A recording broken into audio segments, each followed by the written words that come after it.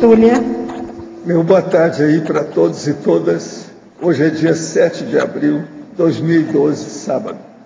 O verbete é de número 2258. Ele tem 4 páginas, 43 elogios e 12 máximas. O tema é leitor revisor. A especialidade é leiturologia. Definição. O leitor revisor é a consciência homem ou mulher com o hábito de ler e, ao mesmo tempo, revisar textos escritos, próprios ou alheios, à procura de incorreções e clarificações.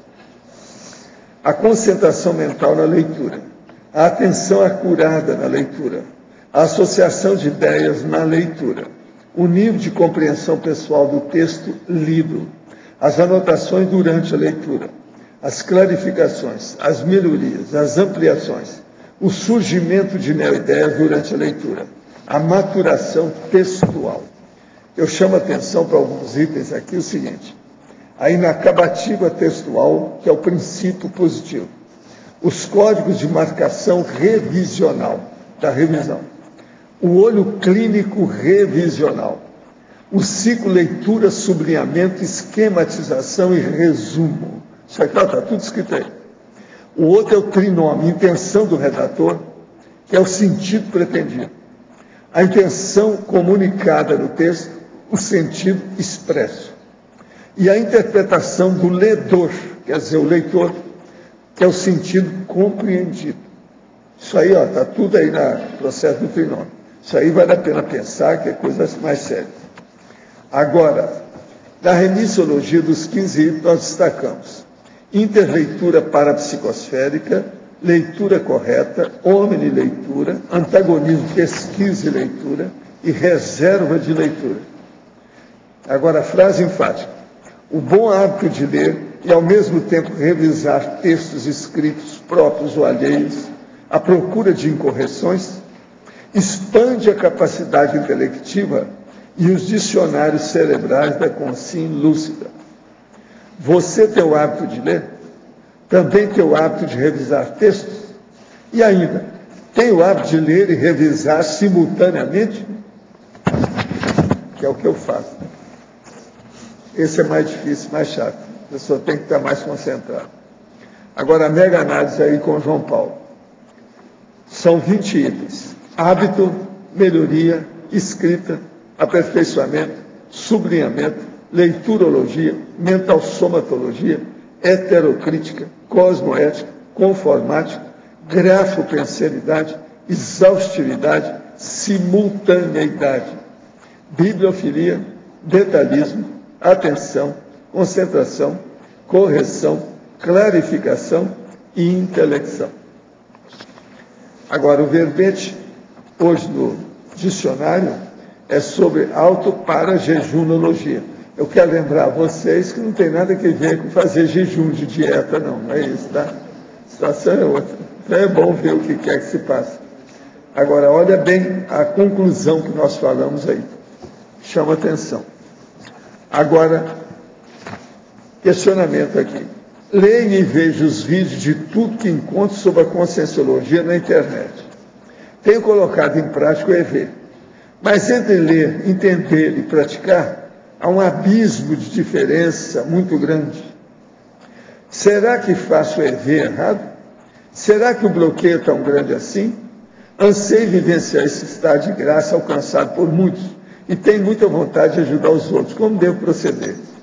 Desistir nem passa pela minha cabeça, mas não tenho condições financeiras de ir até Foz para fazer os cursos. Como sair desse gargalo entupido em que me encontro, usando apenas os próprios recursos? Olha aqui, escuta bem, isso é uma moça. Você vai escrever para a Marta. Olha bem a Marta. A Marta é uma das minhas voluntárias secretárias. Você sabe que eu tenho um monte dela. Mas essa aí é que pega mais a correspondência. Ela não está aqui agora. Mas é só você escrever para o CAEC ou ligar para o CAEC que eles te dão o endereço dela bonitinho. Só mandar para cá que vem. É Marta Lopes, é o nome dela. Ela vai estudar seu caso. Conforme a situação, a gente traz você para te puxar a orelha direto. Aí ajuda, né? Dá um banho de loja nela. Mas precisa ver de onde ela é, não está falando aqui. Vai ver que é de marcha, aí fica mais difícil. Ciclologia, página 55, final da 4ª linha. Poderia expandir o ciclo, avaliação diagnóstica, avaliação prognóstica e ação preventiva. O caso todo é o seguinte: a avaliação diagnóstica é quando a pessoa começa a estudar alguma coisa e dá uma conclusão ali. Ela chega a alguma conclusão, nem que seja temporária, e dá um diagnóstico sobre aquilo. Agora, o prognóstico aqui é ela pensar naquilo, quais as consequências daquilo. Por exemplo, se há uma ideia mais avançada, pode ser um anel Verpon. Ela tem que estudar. Como é que aplica esse anel Verpon? O que vai acontecer com isso? Se eu tocar nesse assunto, o que vai dar? Agora, através de leitura, a pessoa sempre tem outra ideia. Tem a ideia do autor e vem a ideia do leitor. Aquilo, então, amplia. E a pessoa entra e ela precisa desse ciclo. Avaliação diagnóstica, avaliação prognóstica e depois a ação preventiva. A ação preventiva qual é? É aquela que, em vista do processo do prognóstico, a pessoa já faz uma prevenção. Como é que ela aplica aquilo? Como isso pode ser melhor? O que eu posso extrair disso positivamente para a minha evolução?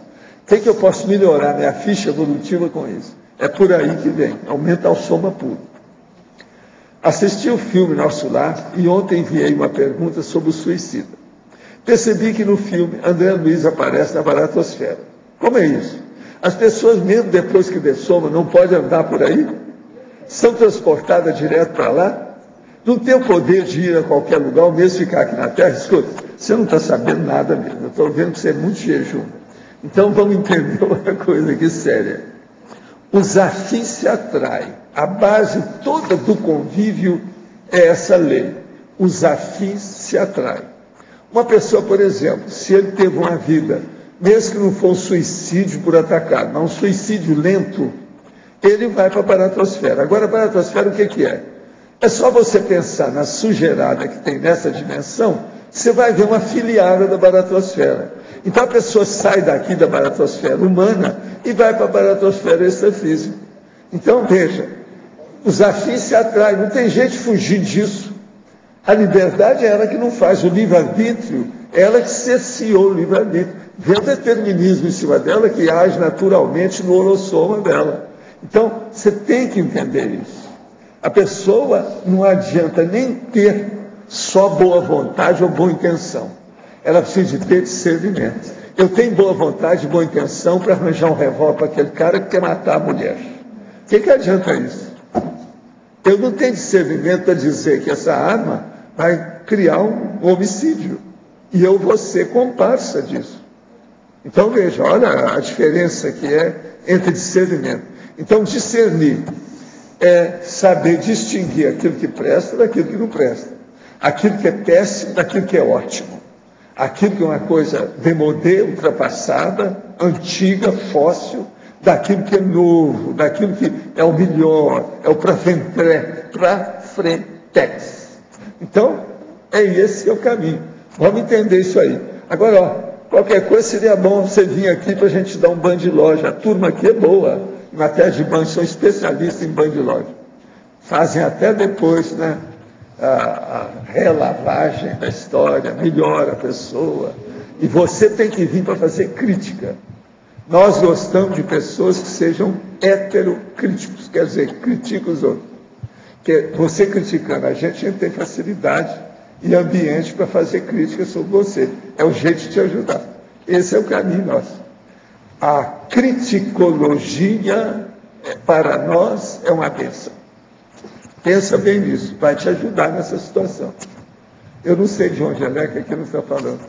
Eu acho que a turma aí devia pedir aquele negócio que eu falei, para colocar de onde a pessoa vem, qual a procedência dela, a origem. Seria bom. A maioria está vindo sem nada. Pessoa aqui à sua direita. Aqui embaixo. Aqui no verbete do dicionário, na argumentação, você pode explicar mais essa técnica da...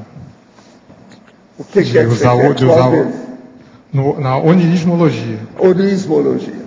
Dentre os feitos de maior inteligência da consciência lúcida está o ato de transmutar os desperdícios diários da vivência imposta a partir da fisiologia humana, do onirismo pessoal em discernimento autoprovocado. É importante lembrar que isso é possível, transformar os sonhos em neovertons. Tudo começa pelas energias conscienciais no estado vibracional. Então vamos entender. A maioria aqui sonha ou tem pesadelo. Na verdade, todo mundo sonha. Todo mundo tem essas coisas. Depende do período de vida, uma série de condições. Agora, se a pessoa começar a raciocinar muita coisa pelo lado do discernimento, pela intelectualidade, usando as faculdades mentais, entende? Mais tempo, ela vai influenciar para que a loucura e, vamos dizer, aquele processo de desorientação que o onirismo, o sonho, o pesadelo cria, aquilo diminui. E ela começa a ter histórias mais lógicas, racionais, com fim moral, depende do que é. Vai chegar a um certo ponto, então, que ela começa a ter mais lucidez fora do corpo. Então, isso, a longo prazo, funciona com qualquer um. Agora, é lógico que uma pessoa que for fazer isso, ela vai mudar totalmente a vida dela. Por quê? A holopensenidade dela, a autopensenologia, não vai ser a mesma. Ela vai mudar. Então, a primeira coisa que precisa é de fazer isso, o discernimento autoprovocado. Você tem que provocar o discernimento na hora que você está fora do corpo. Uma das coisas que a psicologia arranjou é o seguinte, é você pensar, estou dormindo ou estou acordado? Isso é a técnica que eles usavam para isso, para ver se a pessoa está projetada. Mas agora, o melhor que tem é o seguinte, a pessoa não pensar abobrinha antes de dormir. Só pensar coisas evoluídas, avançadas, de alto nível, entende? De racionalidade, de ponderação, de lógica. Se ela faz isso, ela passa essa logicidade para o onirismo. Isso é uma logística. É a logística da logicidade. Entendeu? Você está na vigília física ordinária aqui, ó, pensando só coisas lógicas. Isso vai acabar se comunicando lá. Porque você sabe, aquilo que a pessoa tem, que ela se concentrar muito antes de dormir, ela sonha com aquilo. Isso é regra. Agora, se uma pessoa começar a pensar demais, ou ininterruptamente, o tempo todo, ela tem aquilo como um hábito, aquilo fixa a vida dela em matéria de mental soma. O negócio passa para o processo, então acaba com esse problema, você está entendendo, dessa dispersão. Você pensa bem, a maioria das pessoas perde 1/3 da vida vegetando, que é a hora de dormir, que a pessoa não recebe ideia nenhuma, não sai do corpo, ela descoincide às vezes só para repousar, fica só nisso, mas não tem noção de nada, não há lucidez. 1/3, que a maioria dorme 8 horas por dia. O dia tem 24 horas, 1/3 vai para o espaço. Então, a maioria das pessoas é 1/3 de vegetal, 1/3 de animal e 1/3 de consciência. Isso é um amigo meu que fez esse estudo junto com a conscienciologia há muito tempo. Em parte, você tinha razão. Valdo, aqui no antagonismo você põe leitura profissional versus... Como é que é? Eu não estou ouvindo nada. Você põe no antagonismo aqui, sim, a leitura profissional versus leitura amadora. Eu queria que se desse uma estendida nessa leitura profissional. A leitura profissional é daquela pessoa que, em vez de dar o amadorismo, ela começa a estudar tudo. Por exemplo, eu leio tudo como leitura profissional. Eu nunca leio sem uma lupa com luz e caneta na mão e papel, folha de papel, um pacote. Tudo meu é feito assim. Agora, o que se passa? Aquilo que eu vejo que me interessa, eu já anoto na hora. E risco o livro todo. Outra coisa, eu já faço revisão da leitura que eu leio. Se tem uma palavra, se tem cacófato, tem mais, inclusive nas traduções, é cacófato. Então eu ponho. Agora, quando o cacófato é muito cabeludo, eu coloco entre parênteses no nome de quem fez a tradução, lá no início do livro, eu ponho fraco, ignorante, que às vezes eu não vou falar os cacófatos, mas são horríveis. E você vê lá. Agora, por que eu marco isso? Se o livro é bom, quanto mais eu marcar os cacópicos, melhor, porque na hora que eu for fazer uma referência, ou tirar um pedaço para expor, não é? Fazer a exposição daquele autor, eu vou evitar aqueles cacópicos, aquela sujeira que está lá dentro. Entende? Então, o tempo todo eu faço isso. Agora, eu tenho um verdadeiro código de revisão, que eu coloco em tudo. Agora, tem detalhes incríveis da história de acordo com a minha necessidade. E de acordo com o texto, eu encaminho mais ou menos anotações, depende do que é. Uma outra coisa, eu não perco tempo com ninguém, nem com nada, nem com livro nenhum. Se presta, eu vou. Se não presta, eu pago. E outra coisa, olha aqui, olha lá na frente, olha lá. Eu não preciso estar lendo tudo. Eu já sei tudo como é que é. Agora, sempre eu vou ter uma visão de conjunto do livro. E conforme o livro, eu coloco as visões negativas lá no fim. Nas últimas páginas, eu escrevo tudo. Você chega a fazer síntese de um texto? Alguma coisa? Como é que é? Sintetizar um texto? Eu faço resenha. É tanto que uma vez o Antônio queria até publicar alguns que eu tenho aí. Parece que eu tenho todo, são uns 80. Umas 80 resenhas para fazer um livro. Tem um monte deles. Lá embaixo é só pegar, tem certos livros meus que já vem a resenha junto, aqueles que eu passei para a biblioteca. Agora, até hoje, eu tenho esse hábito de anotar. Esses todos que eu tenho lido aqui, tem tudo, está cheio de anotação. Eu leio aqui livro, porque dentro do meu estilo eu sou capaz de fazer divisão de atenção. Eu leio quando não sou eu que sou o verbetógrafo, é outra pessoa, então eu leio. Você está entendendo os intervalos? Eu li aqui, depois disso aqui, eu acho que uma dúzia de livros já. Né? Eu sempre falo no livro que eu estou lendo. E tem alguns livros bons desses que eu li. Mas aqui você não consegue, você não chega a perder a atenção do livro. Não, eu sei fazer a divisão, eu não perco o track. Eu sempre sigo aquilo que eu posso, de um lado e do outro. O negócio é fazer a bateria. Você tocou bateria, né? Você sabe como é que é isso. Professor. Agora, fatologia, página 54, terceira linha. Qual a melhor forma de se fazer as anotações durante a leitura? Nas margens do livro ou em post-it, e colados nas páginas? Olha, eu acho que é escrevendo no livro tudo e nas últimas páginas do livro e em página branca, página livre, você pode escrever, página nova, folha que você tenha, folha em branco. A lápis ou a caneta? Sempre a caneta. Quanto tempo após a leitura de um excelente livro pode-se fazer releitura para novas averiguações, melhoria e ampliações?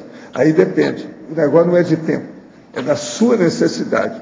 Quando é que você vai ter necessidade de ver aquilo de novo? Agora, você deve usar a caneta, porque o lápis, com o tempo, ele some. E nunca você deve pensar que isso vai durar um mês. Eu tenho coisas minhas, quer dizer, que tem, veja bem, 60 anos de anotações minhas. E mais do que isso. E outra coisa, as canetas seguram. Agora o lápis aparece. Aquele meu caderno que tinha uma parte de lápis, tem coisa que está difícil. Já virou, vamos dizer, psicossoma, etc., energossoma. Você não vê aquilo. Tá... Então é preciso ser com caneta mesmo. Agora, a tecnologia, página 54, segunda linha. Poderia nos detalhar a técnica da leitura especializada dos verbetes da Enciclopédia da Conscienciologia e a técnica da ausculta holopensênica. O caso todo é o seguinte: a técnica da leitura especializada dos verbetes é você pegar e ler de acordo com as suas necessidades. Então você pega o FAD do computador, lá no processo da enciclopédia, no computador propriamente dito, e procura aquele tema pelo FAD, a busca, a procura, se encontrar. Agora, usa o CD-ROM da enciclopédia. Agora, isso é que é melhor. É uma leitura especializada, porque você vai diretamente naquilo que te interessa. Então, você escolhe aquela palavra-chave do seu texto, aquilo que você está pesquisando, e procura aquilo na enciclopédia. Você vai ter sempre surpresa, porque tem muito material já na enciclopédia. São mais de 10 mil páginas já.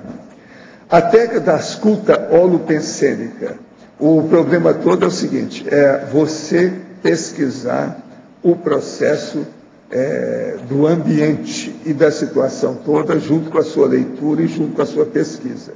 Então você coloca o seu holopensene junto com o seu holossoma e junto também com o ambiente, a mesologia e as coisas que você tem. E juntar tudo isso numa visão de conjunto. Isso leva a pessoa para a cosmovisão. Quando a cremação do corpo biológico facilita a consciência para a segunda dessoma, sim, facilita muito. Principalmente se ela ainda deixou algum órgão para doar. Isso ainda melhora mais. Se ela dessomou e antes de cremar, eles tiraram algum órgão para doar, ainda melhora mais a pessoa. Professor, aqui no D de dado, aqui atrás. Na página 55, ciclologia, na segunda linha, poderia aprofundar o ciclo assimilação intelectual, releitura da retrocultura e formação da neocultura? O ciclo... Segunda linha. Leitura, assimilação intelectual e releitura da retrocultura. Isso aí. O caso é o seguinte: assimilação intelectual é quando a pessoa começa a ler as coisas todas, numa leitura que ela faz a primeira vez, e assimilou. Ela entendeu o que ela leu. Vocês sabem que no Brasil tem uma nova gerações aí que não sabem interpretar nem aquilo que lê, né? Elas não sabem por quê. A educação no Brasil dá zero à esquerda, na maioria dos lugares. E eles estão passando agora, não existe mais reprovação. Todo mundo passa, quer dizer, estão tapeando a população. Isso é tapeação. Agora, então, o que eu estou falando aqui é quem tem assimilação intelectual de fato. Entendeu o que leu. Então, pode expor aquilo até em outras palavras do próprio vocabulário da pessoa. Agora, a releitura da retrocultura é quando a pessoa vai ler alguma coisa que aquela primeira leitura chamou atenção para algum processo cultural que ela às vezes até leu antes. Não, eu agora preciso voltar para aquilo. Algum processo histórico, alguma marca mais importante das ideias. Aquilo então vincou, marcou. Então a pessoa vai lá para rever aquilo, para ela ampliar a panorâmica visual dela a respeito do tempo. Agora, depois, então, vem a formação da neocultura. Naquele nível, então, ela junta o que ela sabia, ela junta a leitura que ela tem e vai criar o quê? Uma cultura nova. Aquilo vai expandir o nível de cognição, de conhecimento daquela pessoa na hora. Agora, isso é que é o ideal do problema da leitura. A leiturologia, ou a leiturofilia, tem que seguir esse processo. Isso é uma técnica, é um método. A pessoa vai assim, é o jeito dela caminhar. Eu, por exemplo, vocês não ficam pensando que eu, com aquele monte de livro que eu li, que são milhares e milhares que estão lá embaixo, que eu não vou lá não. De vez em quando eu vou para fazer pesquisa, inclusive dos livros que eu li. Aí é uma beleza. Às vezes eu vou ler lá um livro que eu anotei faz 40 anos. A anotação está lá do jeito que eu queria. Aí eu fico totalmente atualizado sobre o assunto de todo o meu esforço. Você sabe que eu já fiz isso muito. Quem era implicado comigo sobre isso era Ivanilda, que viu eu fazer isso. Agora, quem implicou mais foi a Marta, essa que eu estava falando. Que uma vez ela chegou no Instituto lá no Rio, e estava tudo em silêncio, aquele negócio todo sério, e eu lendo sem parar. E muito sério, compenetrado. Ela então chega e fala assim: vem cá, que leitura é essa que você está aí há horas lendo? Chegou lá, eu estava lendo 700 experimentos. Mas vem cá, não foi você que escreveu esse livro, o que você está lendo aí? Quer dizer, ela não tem ideia do processo que ele está fazendo, a pesquisa que ele está fazendo. Aí eu fui explicar para ela o que ele estava fazendo, por que era, aí ela entendeu. E nesse processo, professor, como é que entra a questão do parapsiquismo? Nessas associações, nessas releituras? Não, o parapsiquismo ele entra mais na questão que os amparadores ou os eventuais amigos extrafísicos aparecem e dão uma pala para você, te dão uma dica, né? Então aquilo ajuda muito, está entendendo? Vocês sabem, vocês veem aqui como é que aparece consciência, eu vejo isso o tempo todo. Na verdade, eu não sou aquele negócio de ser detetive do além, mas eu faço as minhas, né? O meu particular. Agora, o que se passa? Com isso, você também cria um ciclo de para-amizade. É o paracírculo de amizade, extrafísico. esse povo ajuda demais a gente. Então, vocês não ficam pensando que eles vêm só pôr energia na gente. Não é isso. A coisa mais importante do Pensene é o PEN. O N é que dá o para-banho energético, é o N do Pensene. Mas o que eu quero não é nem o 100, porque o 100 é gente, não, somos amigos, muito amor, muita fraternidade. Ok, eu já sabe. Mas o que eu quero é ideia, anel verpom. Isso é que interessa, você está entendendo? Então, por exemplo, hoje eu fiquei muito satisfeito de ver que o Metterlink estava aqui tomando conta da situação. Gente, isso é fora de série. Esse Maurice é uma cabeça, entende? E ele agora parece que vai filmar aí. Por quê? O nosso amigo, o imperador, foi lá para cima, eu vi. E o nosso amigo ficou aqui perto de mim, no lugar dele. E para ver o povo, porque ele queria ajudar. Então, eles ficaram numa dobradinha, que eu não sei como, né? Mas ficaram lá, um com o outro. E do lado da turma que estava aqui. Muito bem feito isso. Agora, eu não esperava uma coisa dessa. Isso é ajuda. Agora, veja, essa ajuda aí já não é minha só. Essa já entra todo mundo. É isso que eu estou falando. Você veja, aconteceu isso hoje de manhã, aqui.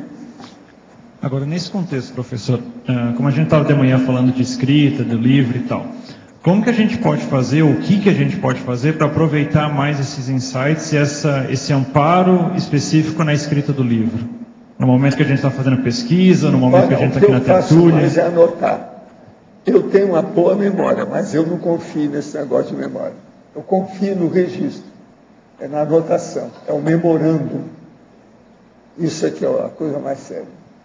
Agora, eu também não gosto muito de usar os post-it, isso que o rapaz estava falando, que o papelzinho, eu não gosto de nada de papelzinho.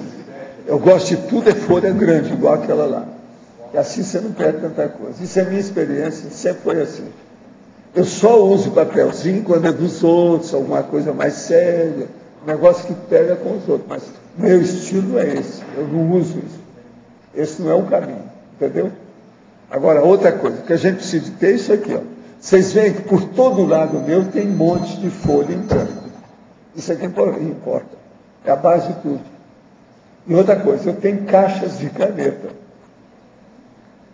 Não tem jeito. Por sinal, agora, recentemente, estava faltando papel, eles me arranjaram. Agora, ó, chegou lá em casa, um monte, mais ou menos, esses pacotes de papel em branco. Entende? Eu tenho que ter estocado dessas coisas.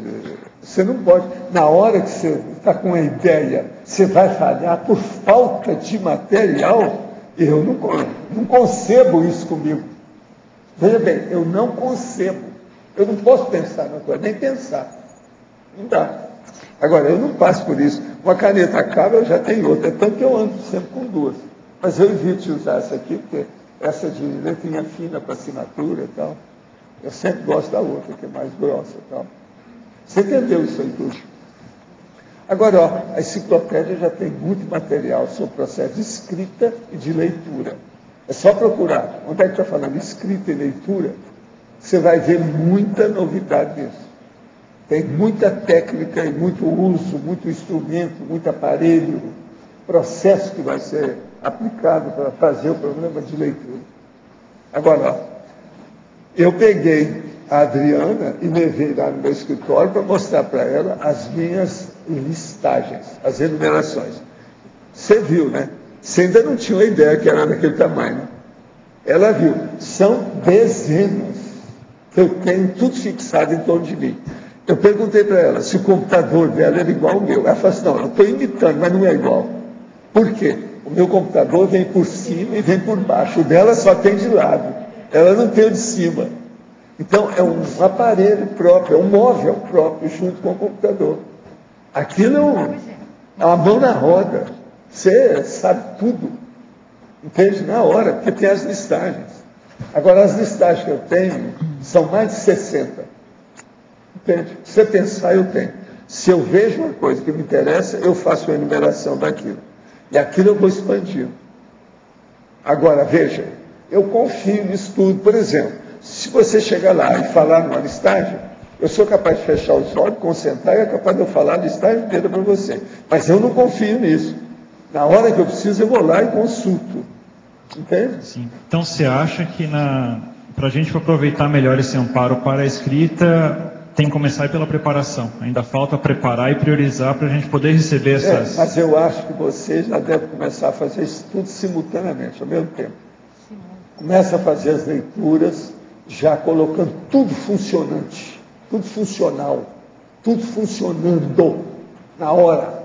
Tem tudo que você faz. Agora, o máximo. Agora, paciência e caldo de galinha.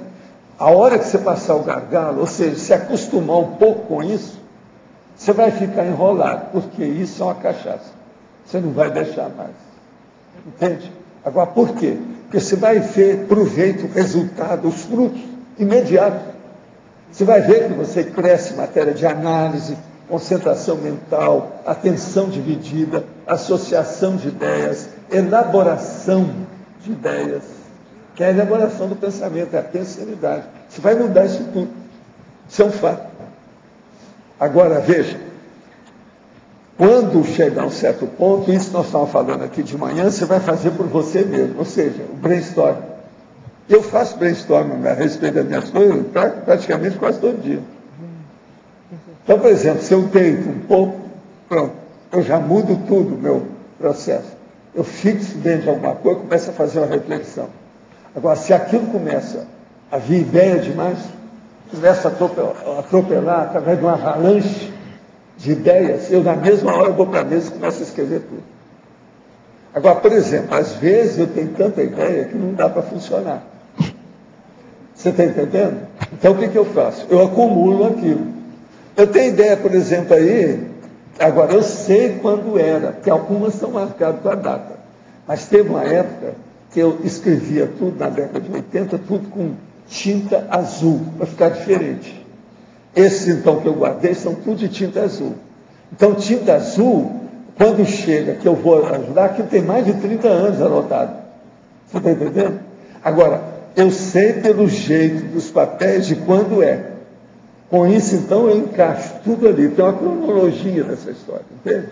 Eu, atualmente, estou vendo 6 montes de papéis dessa altura, assim, ó. Não é muito. Porque eu tenho não é nada. Mas dá um trabalho danado. Eu estou vendo um por um para destacar as ideias. Aquilo que seja avulso. Avulso é quando tem uma palavra só, uma expressão que me interessou. Pode ser uma só ou pode ser uma listagem disso. Se é uma listagem que ela tem concentração da mesma ideia, tudo é convergente, ela vai para outro monte que chama enumerações. Está entendendo? Agora, se aquela ideia, ela já é uma sentença, ela é frasista, ela é fraseológica, ela aumenta o processo, ou ela já dá uma conotação mais complexa, já tem um outro monte. E por aí vai. Eu estou trabalhando, fazem 2 semanas, com 6 montes. Ainda não decidi tudo. Está tudo em cima de uma mesa. Agora, você pensa bem, o ideal para mim era que se eu tivesse 50 mesas. Foi o que eu tentei fazer. A Kátia, por exemplo, uma vez me ajudou a fazer isso, para fazer verbete. Então, o ideal é eu separar e colocar 500 pastas diferentes que possam interessar conforme o assunto. Entendeu? Quanto mais você espalhar, melhor. Isso é minha técnica. Agora, veja, o problema de espaço é difícil, a gente tem que ir com calma. É muito difícil você conseguir isso assim. Eu penso que alguma coisa nós vamos poder fazer mais quando tiver o mega centro cultural lá até para ter mais espaço. Aí a gente pode fazer alguma coisa nesse sentido. Você já pensou, se for para lá, a primeira coisa que eu desejaria fazer, mas nós temos que ver se vai ser conveniente, é essa holoteca atual fazer só o holociclo do início ao fim. Entende? Mas nós temos que ver se a lexicologia não é melhor ir para lá, a gente tem que examinar isso tudo. Agora, o que eu vejo mais sério, eu não sei se você sabe, eu tenho 160 pastas de assuntos escolhidos. Você já chega lá no holociclo e olha à direita. O que é que tem? São 160 pastas. Está tudo com legenda, tudo bonitinho, certinho. Só ali, ó, o que pode fazer para pesquisa é fora de série. Agora ali, ó, sobre ICs, tem toda a história de ICs, tem ali naquelas pastas, é só procurar. Tem até aquelas que clefaram, começaram, mas não acabaram, deram problema, aquilo. Tem tudo lá, tem documentos, isso tudo lá dentro. Entende? Ali tem relação, por exemplo, de publicações nossas, que ninguém tem mais, tem tudo lá, nessas partes.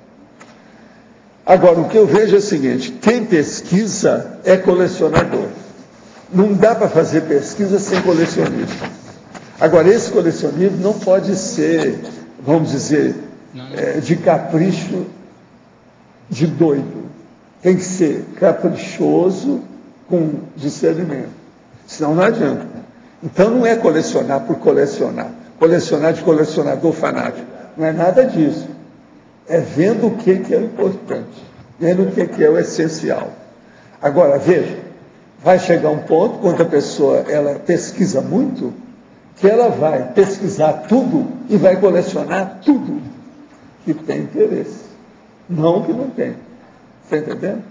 Por exemplo, o meu lixo, às vezes, é muito grande. No escritório tem 2 lixeiras dessa altura, assim. Ó. Aquilo, às vezes, passa 3, 4 dias, está cheio.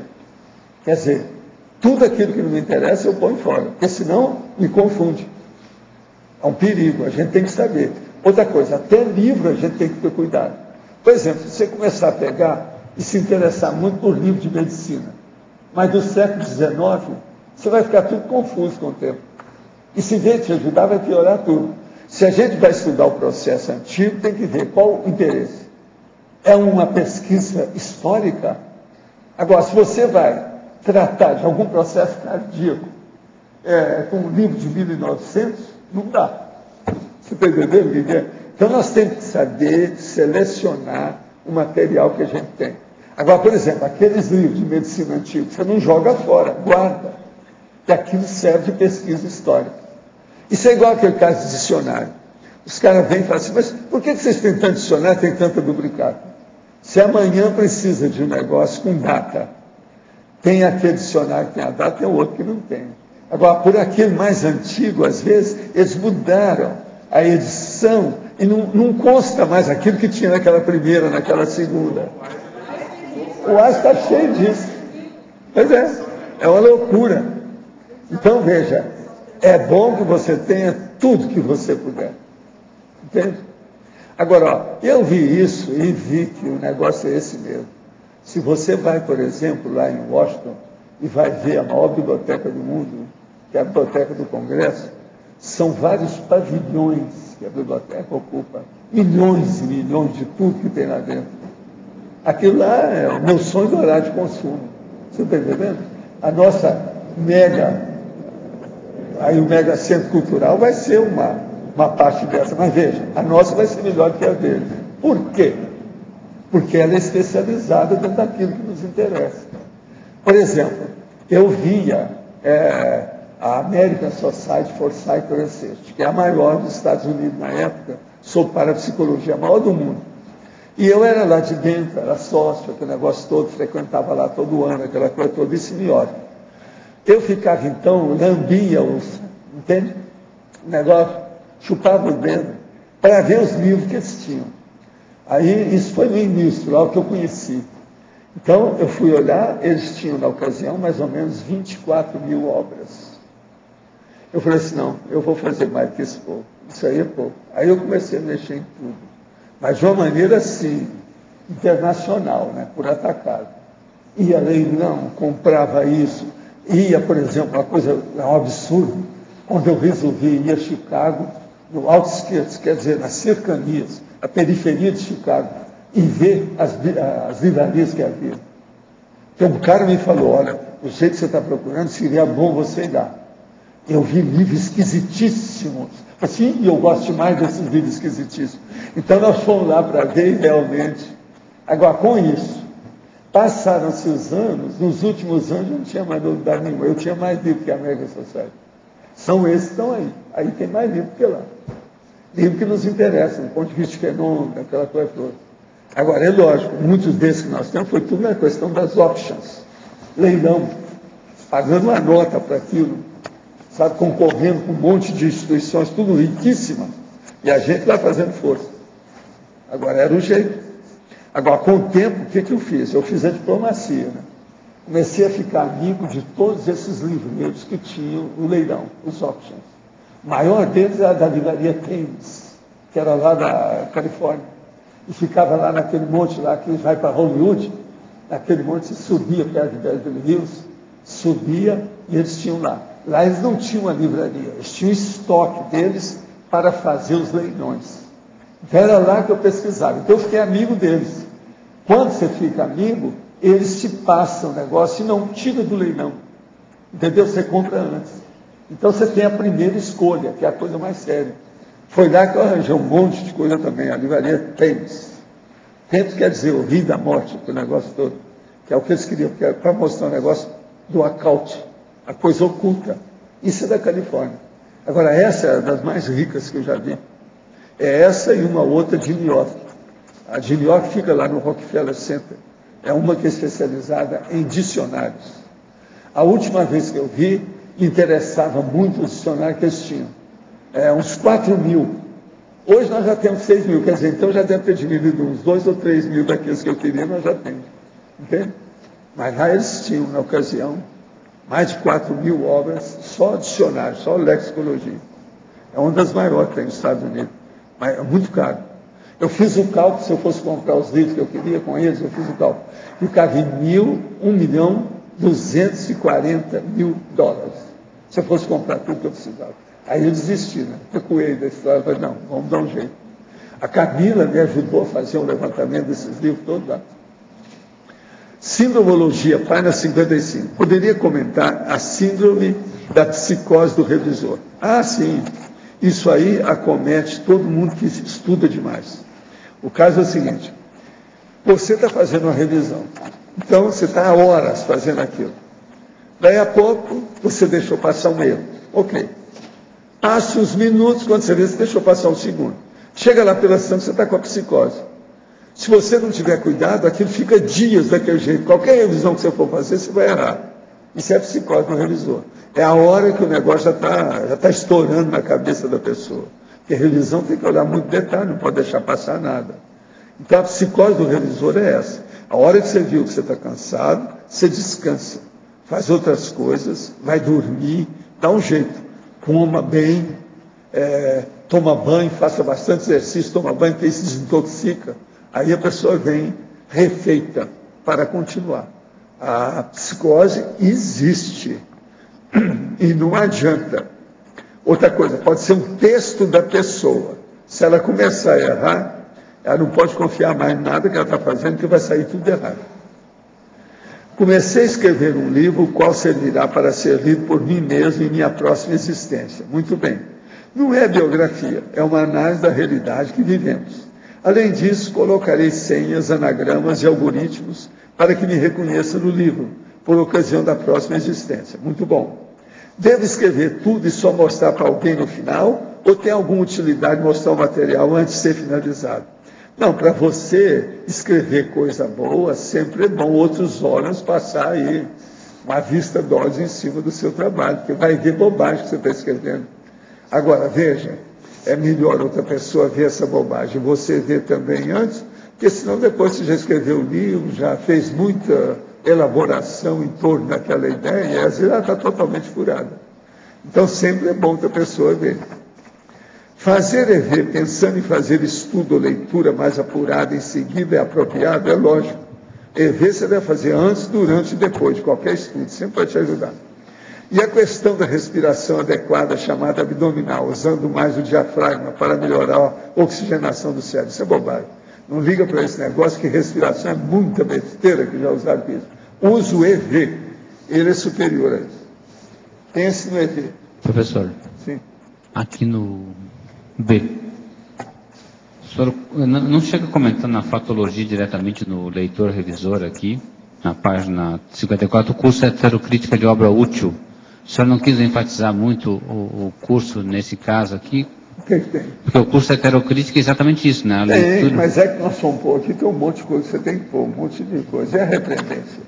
Também tem que pôr. Tem um monte de coisa aqui, eu não coloquei todos. Eu coloquei alguns para a pessoa pensar o que está aqui.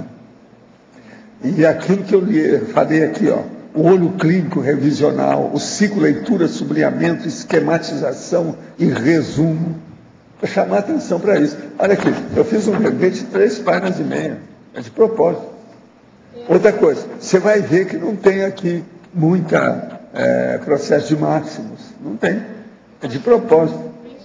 Bem enxuto, bem sintético para chamar a atenção, para não desviar. Porque senão a pessoa vai ler aquilo que ela entende, aquilo que ela está acostumada, e não vai ler aquilo que interessa. Olha, eu vou ler para você o que é, das coisas mais sérias que tem aqui.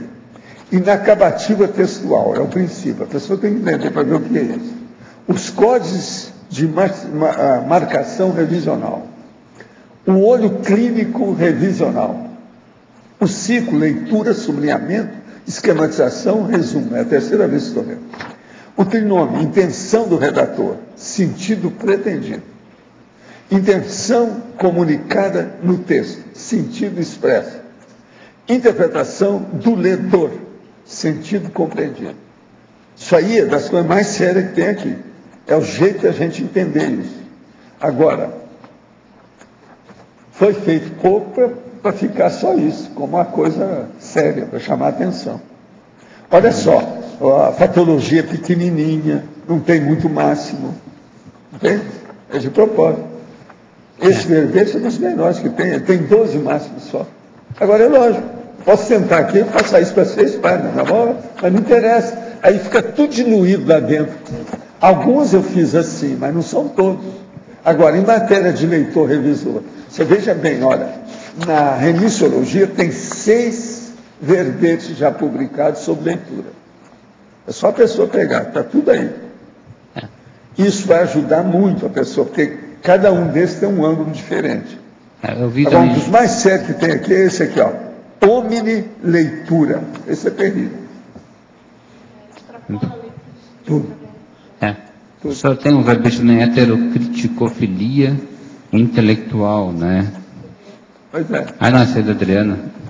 É, da Adriana. Heterocriticofilia intelectual. Mas agora, sobre a interleitura parapsicosférica. Isso é outro tipo de leitura. Agora, tem um aí, ó, por exemplo, intelecção. Esse aí é sério nesse assunto. Outro, avanço mental somático, também é. Um outro aqui, ó, para quem está começando, é o aperitivo intelectual. Esse é dos primeiros que eu trouxe, faz uns 8 anos, por aí. Muito sério. Agora, esse primeiro aqui é sério, administração da vida intelectual. Esse é importante na situação, porque é a base de tudo isso que nós estamos falando. Agora, o que eu vejo é o seguinte, ó, primeira coisa, ninguém é perfeito, ninguém é serenão. Então, parte do seguinte princípio, nós todos precisamos de aperfeiçoar o que nós fazemos. Agora, em matéria de mental soma, é onde nós precisamos de mais aperfeiçoamento. Então, ninguém pode achar que eu tal nessa história. Eu sou um eterno aprendiz. Entende? Aquilo que eu chamo, eu sou o sempre aprendente. Eu acho que eu preciso estudar mais. É assim que eu penso. E estudar coisa que eu ainda não vi, coisa que eu preciso de ver. Não é só as coisas repetidas, que isso não adianta. É o jeito. Indo para o verbete do dicionário agora também ali, o senhor coloca na autoparajunologia, no final, né, que, além do mais, lembre-se do ponto conceitual pacífico, né, todo ser humano é sensitivo, o que varia o nível de desenvolvimento para perceptivo de cada personalidade. Onde o planeta, de certa forma, tem um baixo nível para perceptivo, o senhor coloca aqui também. Seria devido ao nosso nível de cosmoética ainda? Ou o que seria o principal fator? O principal fator é a ignorância religiosa. O fanatismo religioso que torra o parapsiquismo. Ele travanca tudo. É o maior travão que tem o fanatismo religioso. Porque a religião vem, olha só, escuta bem aí como é que é. Aqui, ó. A pessoa chega na religião e eles dão para ela um pacote já pronto. Só falta ela engolir. Ela não vai pesquisar aquilo, ela não vai interrogar. Se ela interrogar, ela vai ser expulsa, excomungada, porque não pode, aquilo já tem que ser daquele jeito, já foi um princípio que está marcado. Então veja, há uma paralisia em matéria de pensamento, de cognição, de entendimento, de cultura, de tudo. A religião estagna, ela paralisa tudo. Todo mundo fica, sabe, paralítico em matéria de ideia. Particularmente é um momento Paralisa assim, tudo, ontem cada besteira, deu desânimo de ver aqueles teatros, né? Tudo de novo, agora fizeram um no Rio. As encenações Vocês viram o último, todas. agora é do Rio de Janeiro. Cada Jerusalém, bobagem, coisa de criança. um monte de encenação. Uma besteirada danada. E outra coisa, gasta um montão de dinheiro para fazer todos aqueles cenários. São vários cenários simultaneamente. E o povo está tudo lá. Outra coisa, sai com velhinha, tudo escuro. Eu vou te contar. É de morte, né? Agora veja, isso para mudar, como é que vai ser? Agora o povo fica falando em programa de índio. Você quer mais programa de índio do que os processos religiosos? São os mais indígenas que tem, são os religiosos. Observa, é muita perda de bobagem, mas não tanto. É o que o povo quer, é aquilo que está à média, é o problema lá da lavagem cerebral. Como é que você vai tirar a lavagem cerebral desse povo? Tem que ir com calma. Porque parece que resolve um feijão com arroz, mas piora estrondosamente a questão parapsíquica, intelectual também, né? Porque a pessoa fica estagnada em cima disso, né? Agora, o problema todo aí é esse. Esse povo todo é sensitivo. E tudo com a canga de assediador em cima. Se não é o assediador declarado, tem um guia sério que dirige a equipe. Não, fica tudo buraco. O senhor vê algum movimento? É claro que a Conscienciologia é um movimento para esse esclarecimento, diminuição, né? Mas... E é por isso que a gente tem que fazer força, né?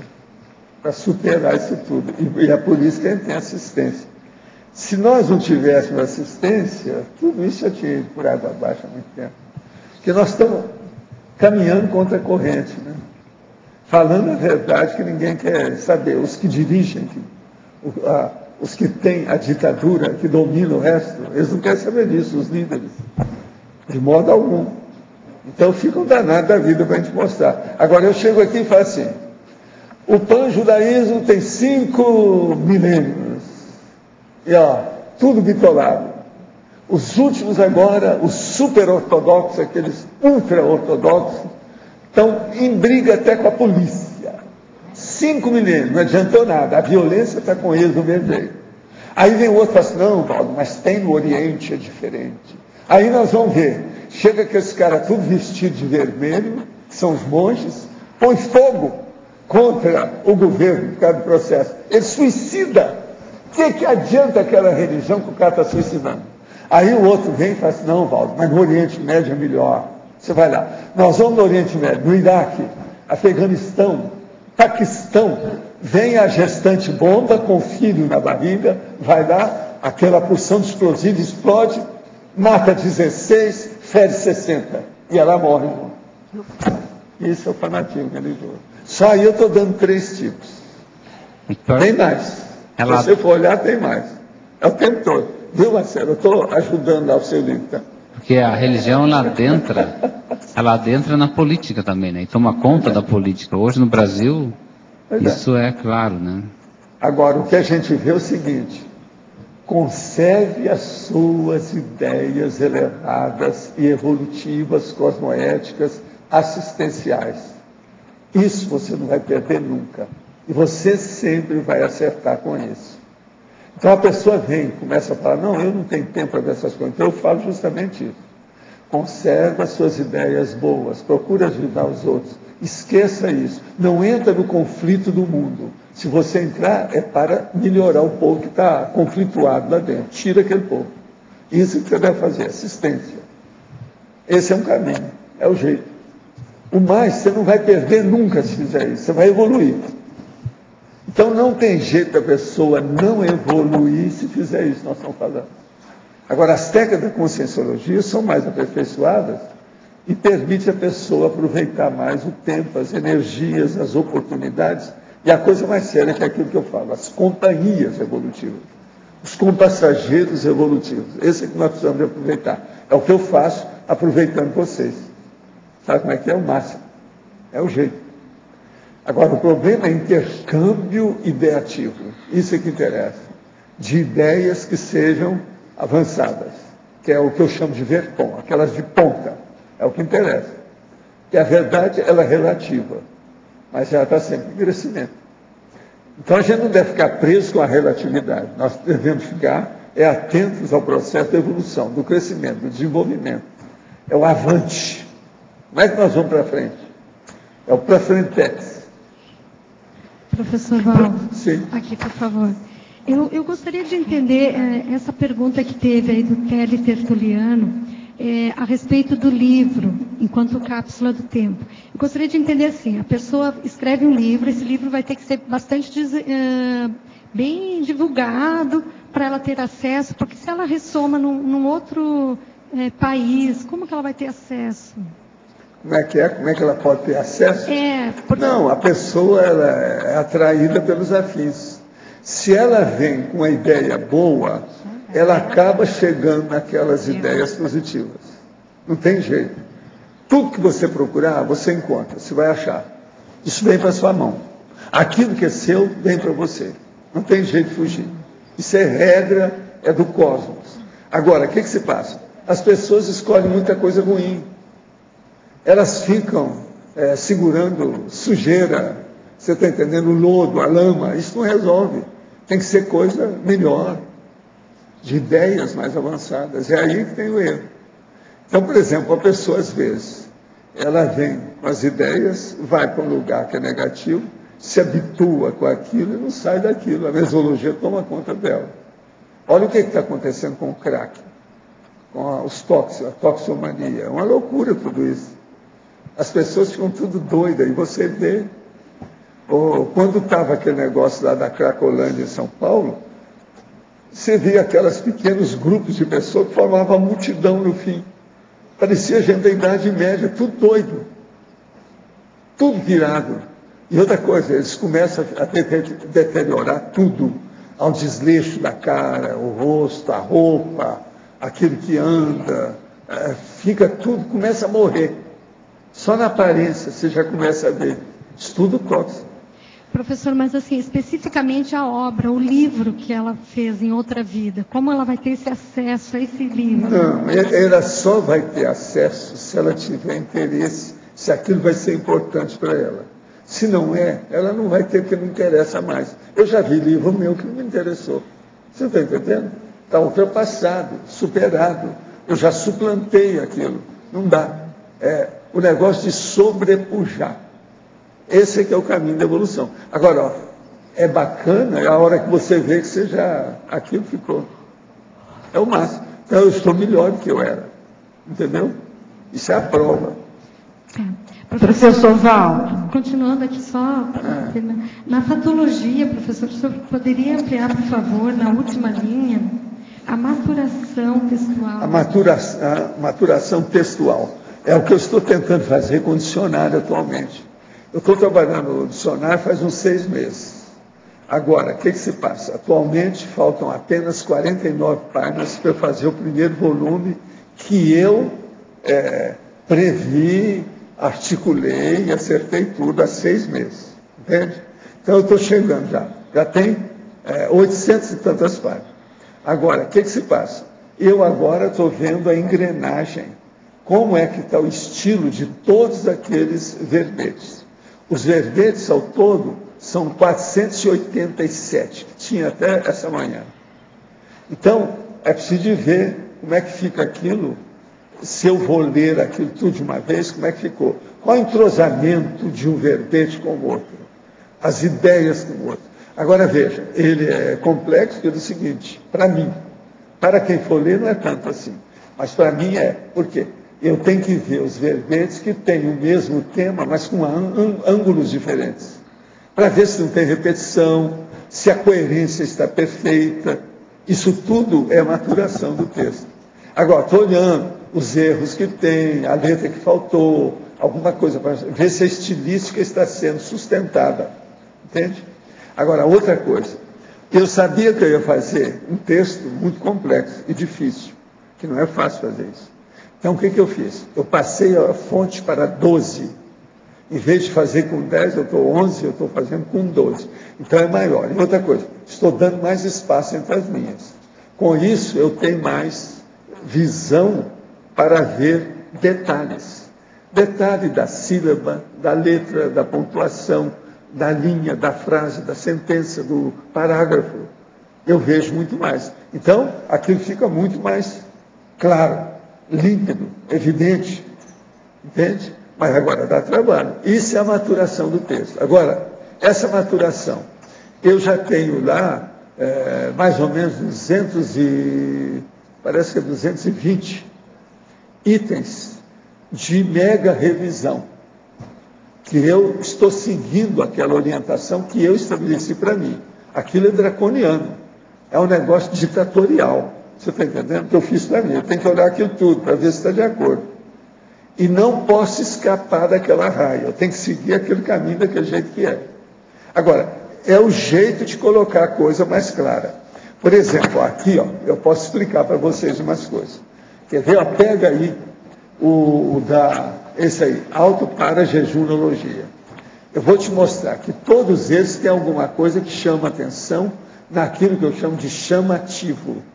Aquilo que é diferente do texto normal. Então, veja, a introdução já é separada. Aí vem um subtítulo, autoparapercepciologia. Nesse aí, ó, tem uma palavra maiúscula, paradoxologia, lá embaixo. Esse chama atenção. Na premissa, tem lá, autoconscienciologia, e tem também uma palavra maiúscula, parapercepciologia, lá no texto, na primeira linha. Na argumentação, esse aqui chama a atenção ainda. Tem orismologia, tem lá, fisiologia humana, que são substantivo próprio, maior, etc. Tal. Aqui no caso é uma ciência.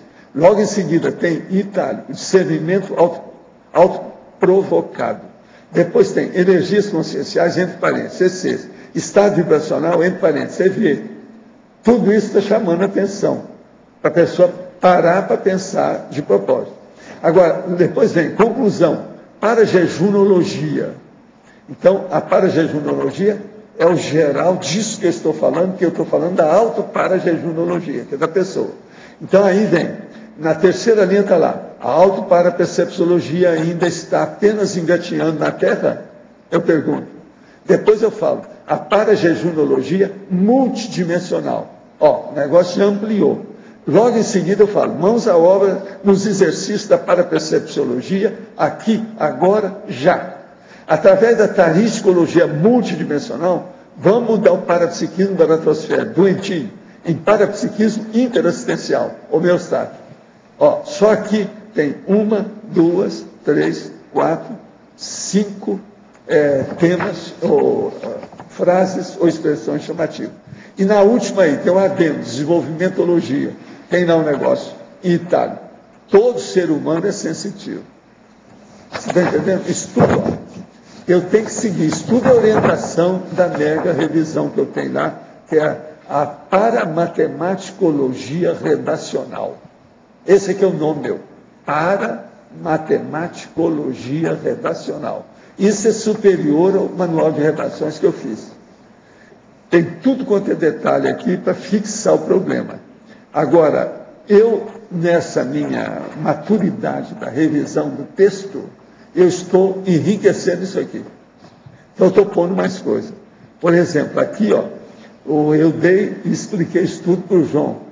Ali. O que ele fez? Ele colocou aqui uns dados que eu vou ver se aplico. Então, aonde está aqui? O contexto da parapercepciologia é vasto, surpreendente, impactante, exigindo os maiores esforços, eu vou pôr.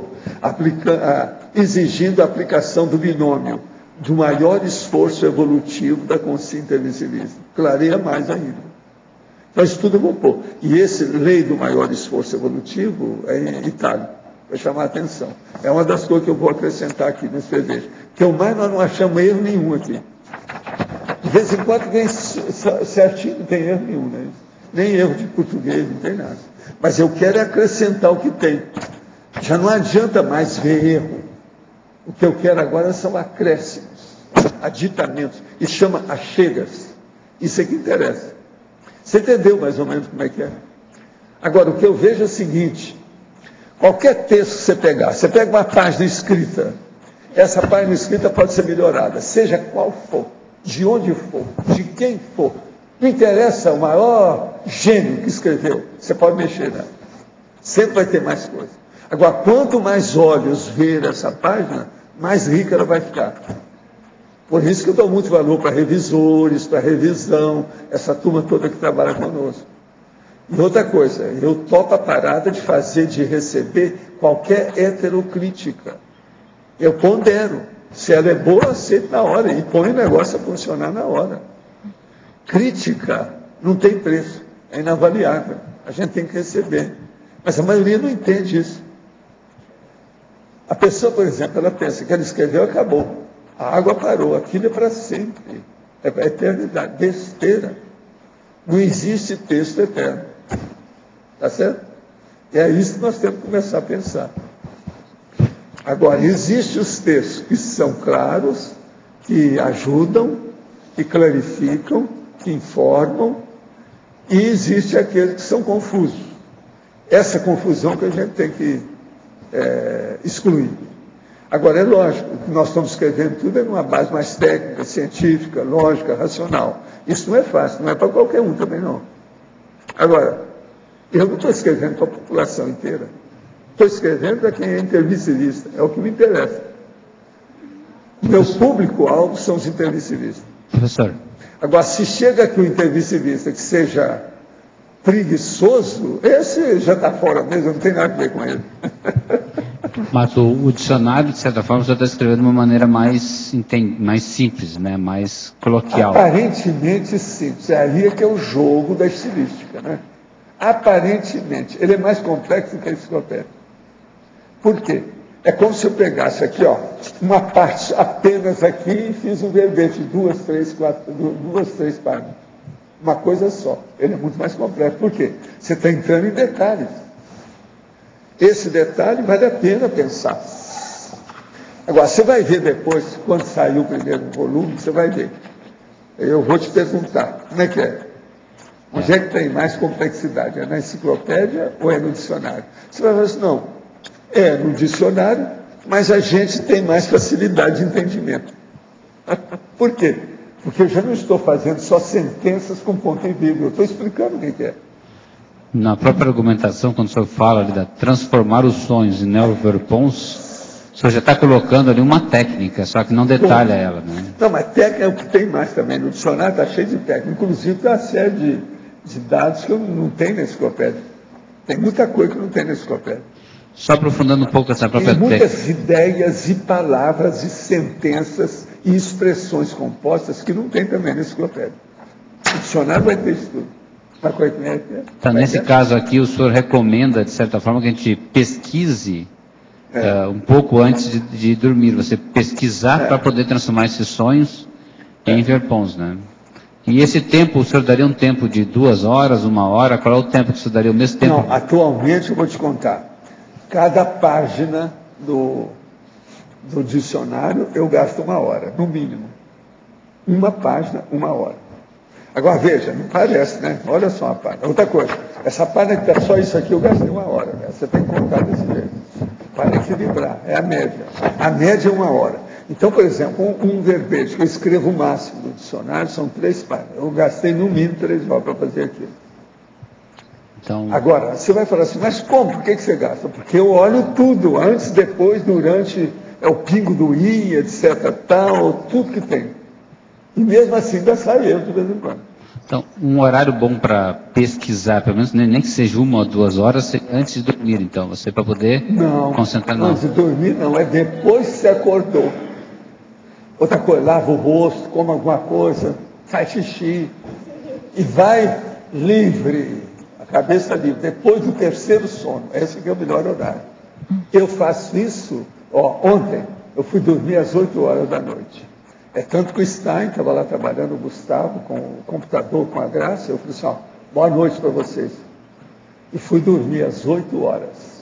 Agora, como eu estava defasado, que eu estava morrendo de sono até aqui à tarde, porque eu tinha trabalhado demais, horas e horas, sem parar e não dormir, eu falei assim, não, vou dormir mais. Então, às 2 horas, eu acordei. Por 6 horas depois. Está entendendo? Das 8 às, mais ou menos, 2 horas, mais ou menos por aí. 2 e pouco, 2 e 15.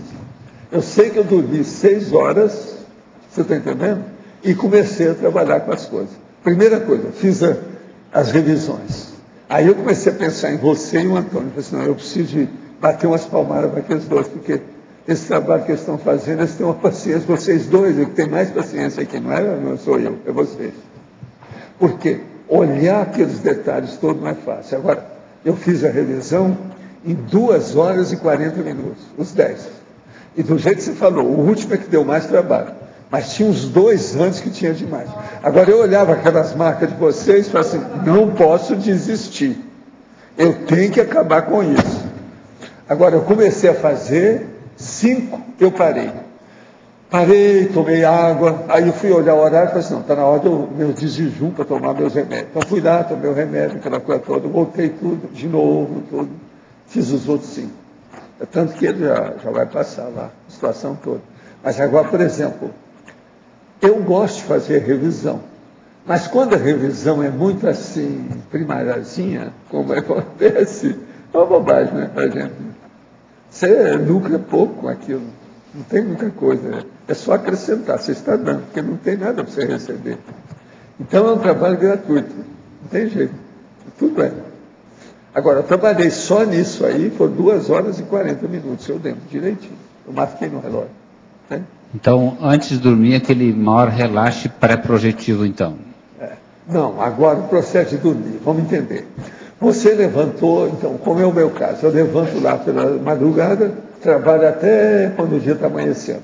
Na hora que eu vou dormir, antes de dormir, eu tenho os pós-fácil dos originais. Aparece um monte de ideia na minha cabeça. A hora que eu tirei, me desliguei a cabeça daquilo que eu estava fazendo no computador ou nos papéis. E eu vou para o quarto. Aí eu tenho uns negócios. Começa a aparecer um monte de ideia, eu anoto tudo e deixo. Aquilo às vezes me pega 1 hora antes de dormir. Entende? Eu posso fazer dos originais. Às vezes eu tenho praticamente, numa hora, eu tenho as ideias todas para fazer o verbete do dicionário. Às vezes tem 3 ideias para fazer o verbete.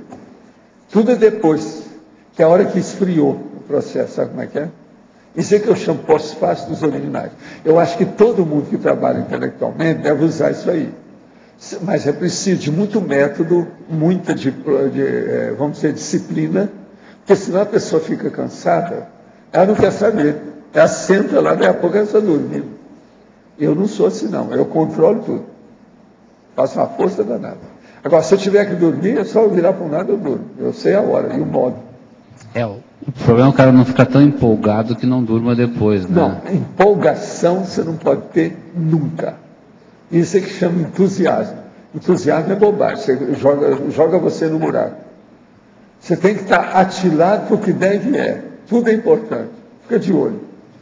Então, atilamento é muito mais interessante do que entusiasmo. Entende? Pensa nisso. Quanto mais você guardar o atilamento intelectual para ver o que você está fazendo, melhor. Uma outra coisa, nunca respeite nada. Eu não respeito nem as minhas técnicas. Toda técnica está aí para ser demolida. Se eu arranjar uma melhor do que ela acaba de existir nesse momento. Vem outra no lugar. Isso é que é importante. Entende? Então você está aberto para todas as novidades. Não tem nenhuma coisa que você vai deixar passar.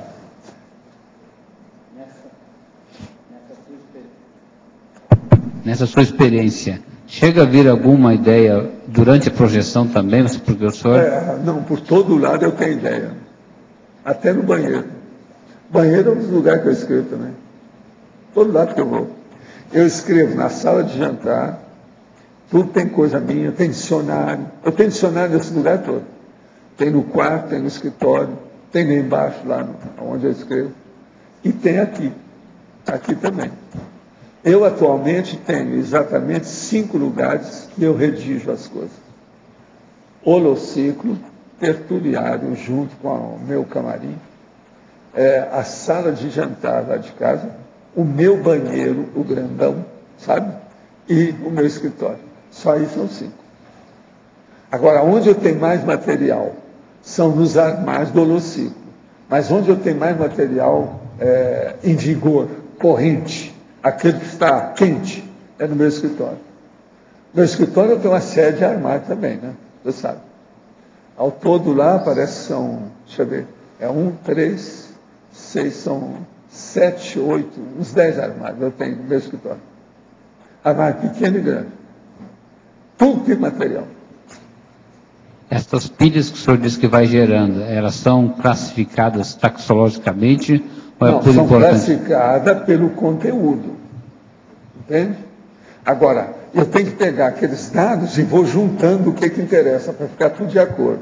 Às vezes, por exemplo, eu estou fazendo, eu tiro de um espaço para outro, tem um monte daquelas folhas que eu jogo fora. Então, eu estou reduzindo. Aquilo está ficando cada vez mais monobloco. Entende? Agora, é aí que vem uma porção de ideias que eu estou deixando passar. Eu tenho que olhar o que é que eu escrevi. É o jeito. Foi isso que eu fiz hoje que eu estava falando aí, ó, a consciência intrauterina. Estava lá para escrever isso. Eu fiz o verbete. Escrevi tudo, com detalhes, etc. Tal. Era um desses papéis lá que eu peguei, que estava escrito lá, para escrever. Agora, quando é que foi isso? Isso foi eu acho que foi em 1987. Sai dessa. Eu não perco nada. O problema todo é esse, é você guardar. Agora, eu não sou da usura, eu não sou mão de vaca, eu abro tudo que eu tenho. Entendendo? Mas eu coleciono, eu ajunto, eu faço a inventariologia. Isso é que é. E depois eu dou o balanço, que é isso que eu estou fazendo. Você viu, por exemplo, lá no meu escritório, aqueles montes de página em branco que está tudo na frente. Aqueles é que eu estou trabalhando. Ali são 6 montes. Agora, aquilo eu estou desbastando uma parte de um dos armários. Eu tenho 22. Então eu tenho que trabalhar mais para ver o que é que ainda tem no resto. Entende? Agora, é o máximo quando você descobre uma coisa assim de 20, 30 anos, que você deixou passar. Não, vamos recuperar isso aqui. É a recuperação ideativa, mental somática, entende o processo? Agora, o que é interessante é o seguinte, é você ver se você cresceu ou não. Então eu olho minhas anotações de 80, de 90, de 2000 mesmo, e eu vejo se, dentro daquele assunto, se eu já evoluí. Aí eu vejo direitinho o que é que tem e o que não tem. Agora, a maioria, então, desses, quando eu vejo, eu rasgo, jogo no lixo. Não interessa mais. Entendeu? Eu já superei o processo. Agora, outra coisa que eu tenho, além das páginas assim soltas, que são dentro de pastas, desse tipo pasta L, eu tenho também as coisas impressas, né, que são pequenos livretos, com as coisas todas. Por exemplo, Verpon. Eu tenho um livro de Verpons. Assim eu tenho um monte mesmo. Tudo isso eu vou olhar. Agora, o melhor da história. Tem um que o Everton lá viu esses dias, então falou, mas vem cá, e esse aqui você não vai usar? O livro é o seguinte, é um dicionário de argumentações. Que é esse que eu estou fazendo, mas só que esse é antigo, tem uma opção de dados. E o dado ele já está feito o dicionário, sabe? Mas é grande, então, muitas páginas. Agora, está em ordem alfabética, com os temas. Não, agora eu estou vendo o que eu não pensei, que eu ainda não fiz. Eu estou trabalhando nisso, isso aí vai me dar trabalho. Agora, o Everton que lembrou, mas vem cá, você não vai aproveitar esse? Porque isso está dentro do meu computador lá, porque é muita coisa do arquivo, né? Ele é que viu. Assim, o assunto é o mesmo. Né?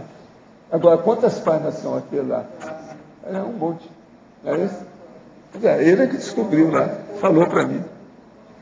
Agora, eu sabia que tinha, eu não esqueci isso, não, mas é que eu estou trabalhando com os outros.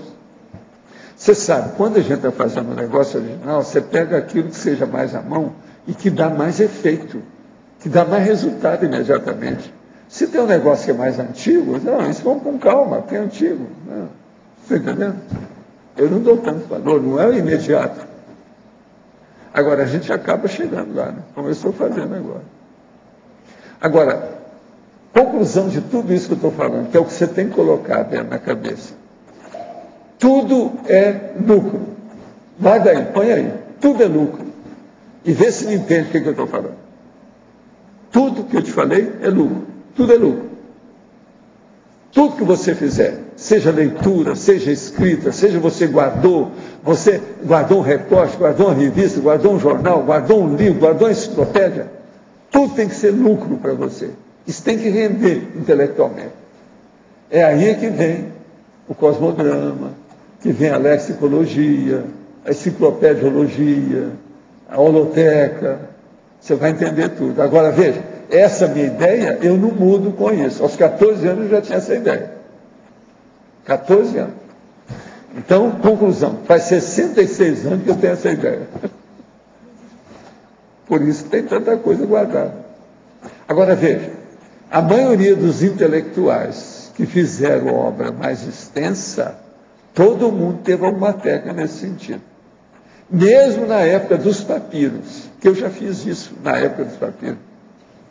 Já guardava tudo. Lembre-se, quem viu aquele filme lá da nossa amiga, da Alexandria, lá, os negócios, como é que foi? Vocês viram lá como é que eles mostraram os rolos?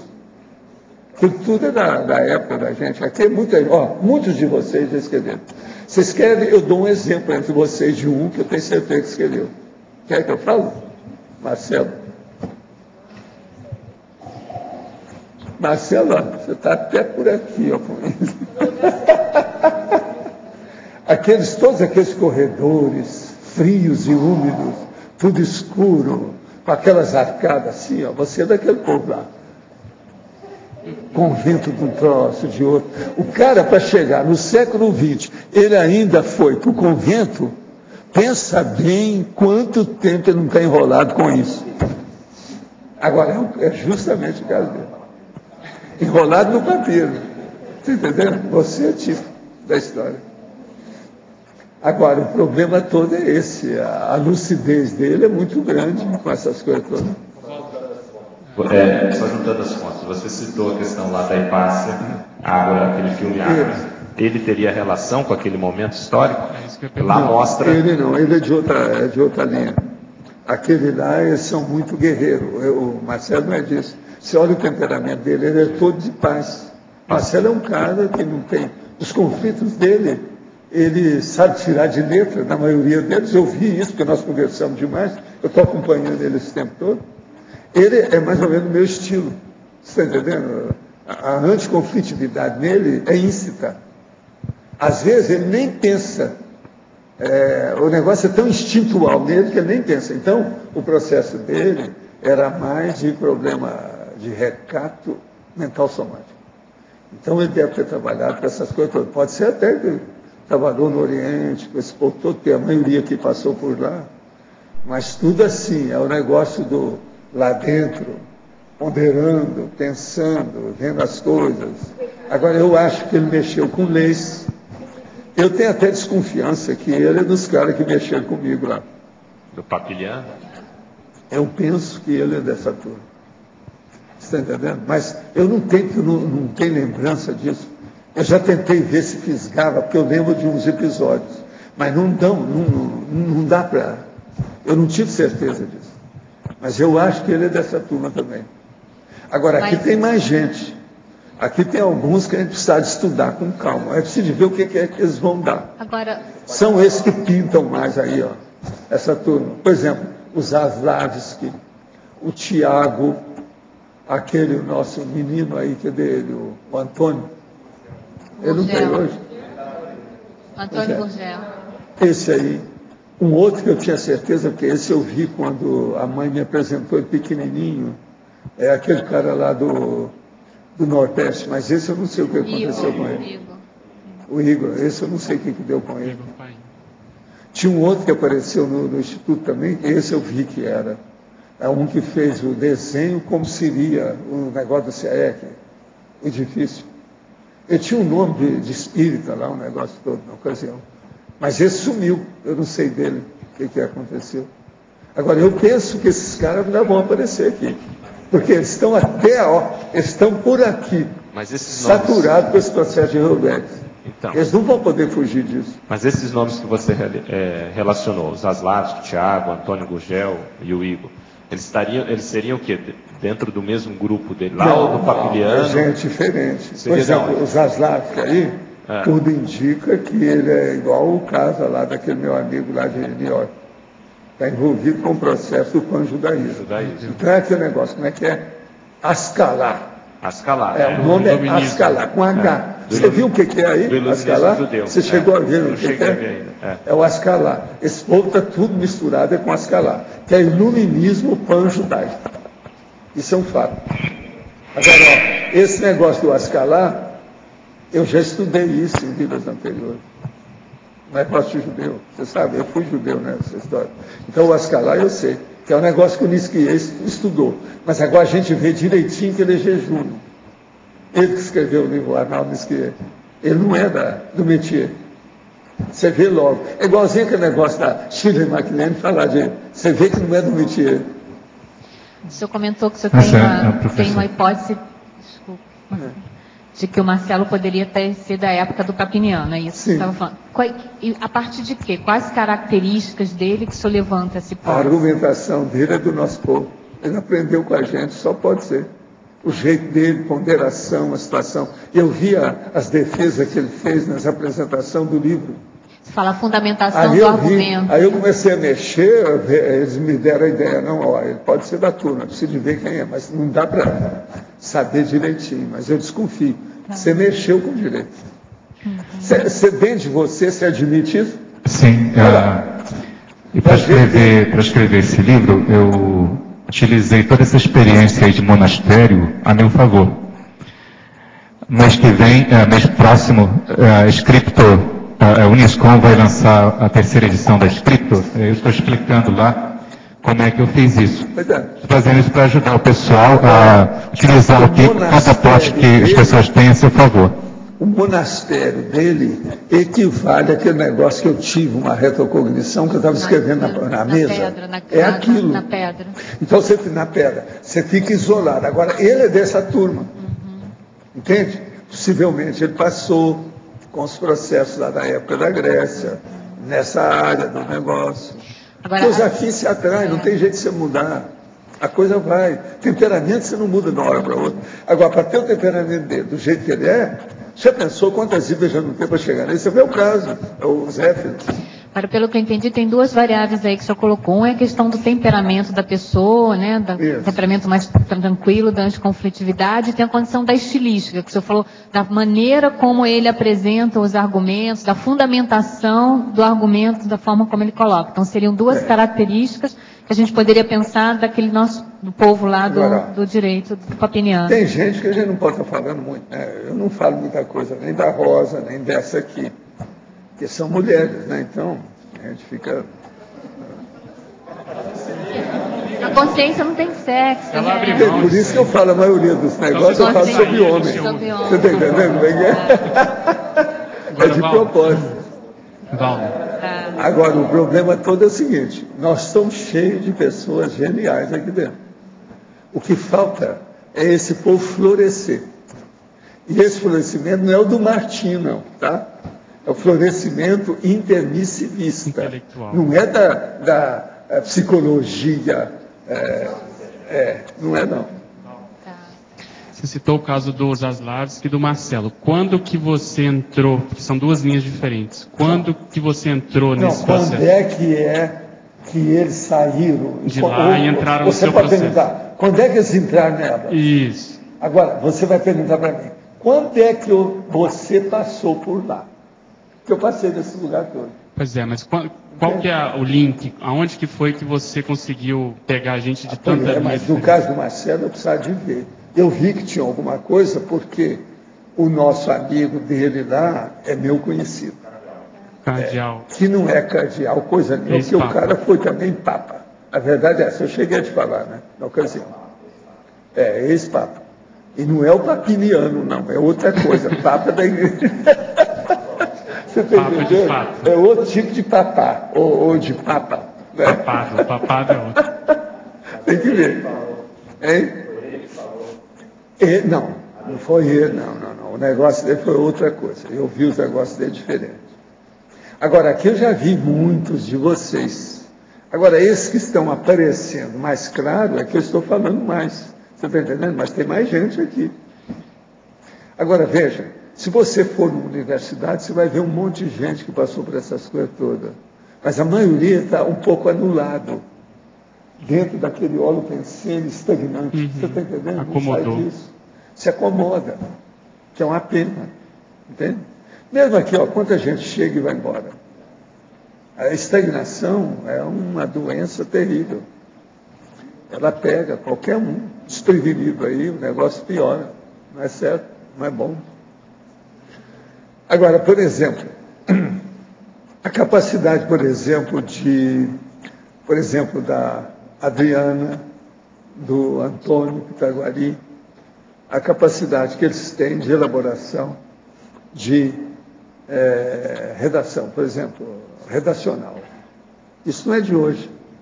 Escuta, o nosso amigo Antônio trabalhava em avião. Presta atenção, não tem nada a ver com isso.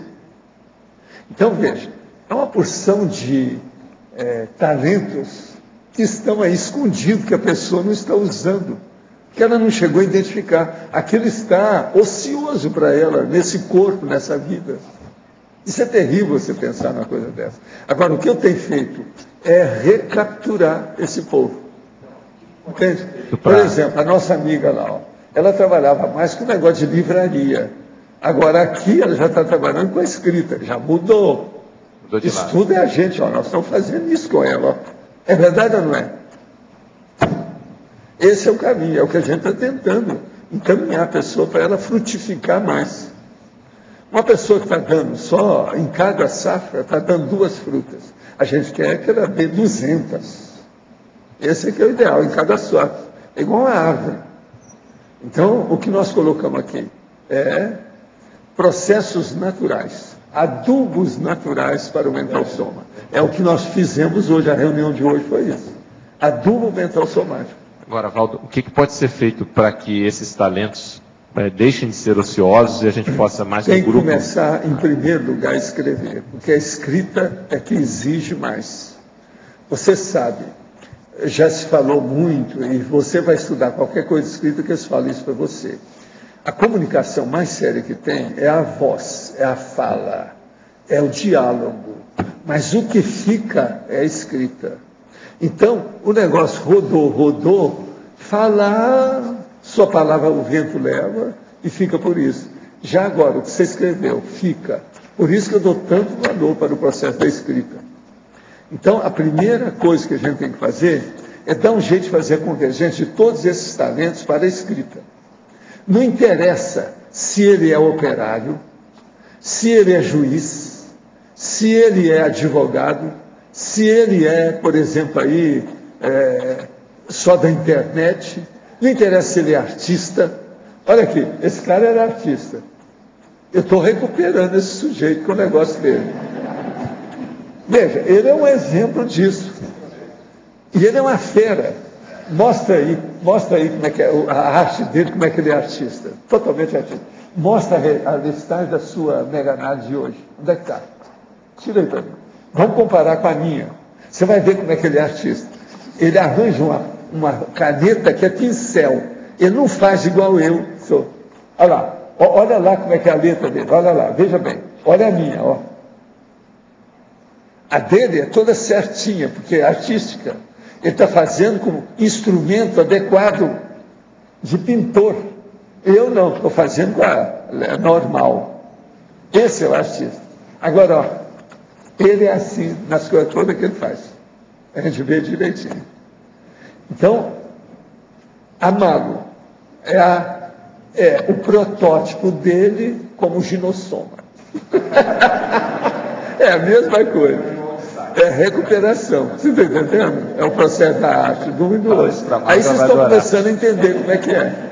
Agora, ó, aqui, ó, você quer ver o protótipo? Tem aqui a minha chefe lá, que é especialista em dicionário. Quer ver ela? Ela estava aí. A Dulce. Ah, está ali, olha lá, está lá. E tem aqui o Marcelo. São os protótipos da história. Todos dois é gente. Agora, eu não vou dizer, por exemplo, que ela e ela foram homens ou outra vida. Está na cara. Ninguém ia pensar isso. Nunca eu vou dizer uma coisa dessa. Vocês estão começando a entender como é que é? Agora aqui, ó, se nós formos estudar, você vai ver os magotes de pessoa, mais ou menos do mesmo jeito. Subgrupos. Se a gente for fazer isso, você vai ver quem é que viveu com quem.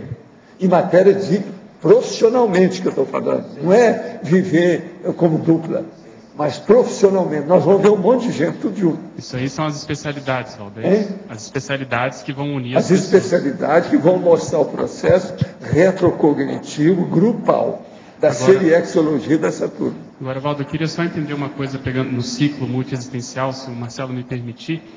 Ele fez um livro sobre o processo da religião. Você falou que ele está até aqui por isso, com isso. E aí, o próximo passo, ele continua quebrando isso ou ele vai para a direita, por exemplo? Se ele pegar qualquer coisa que tenha problema de racionalidade para ponderação, principalmente dentro da área, por exemplo, do Alindar, filosofia, ele engorda todo mundo. Mas seria bom ele recuperar a condição do para-direito, por exemplo, para ele... Se ele entrar no para-direito, sai de baixo. Ninguém vai aguentar o homem. Cai fora, eu estou te avisando. Pois é, porque o negócio é terrível. Divida o problema dele. E ele é o seguinte, ele coloca a ideia no lugar, a palavra correta, ele é ponderado, ele não se exaspera nunca, porque não tem mais os processos aí medíocres do pré-serenão vulgar, do problema da... Entende? Não há mais isso. Então, isso aí sai de baixo. Uma pessoa assim, o Marcelo é tudo isso. Agora, eu vi desde que ele chegou, algumas coisas eu falei para ele no primeiro dia, nós conversamos muito, só nós dois, fechado numa sala aí. Entende? Mas é um fato. E outra coisa, ele está indo bem com a história, porque está desenvolvendo todo aquele plano que ele tinha, tudo certinho. E o livro dele é de tirar o chapéu, não adianta. Não vem que não tem. Como é que fica? Então, o problema todo nosso, lá no fundo, é de argumentação. Por isso que eu estou fazendo o dicionário de argumentação. Eu penso que, através dos processos de argumentação que eu mostro, muita gente vai ter ideia como é que faz o processo de argumentação direto ou indireto. Que é só copiar as fórmulas que eu estou usando lá. A pessoa vai ter ideia. E são fórmulas múltiplas, diferentes, você está entendendo? Mas convergentes. Pode ajudar a pessoa. Agora, aqui dentro, para examinar isso, é muita gente que tem capacidade para isso. Agora, tem gente que precisa de assentar primeiro a vida. Ali, ó, aquela ali tem uma lá, ela chama Lúcia. Ela tem que assentar primeiro a vida dela. A hora que ela chegar, ela tem capacidade de organização fora de série.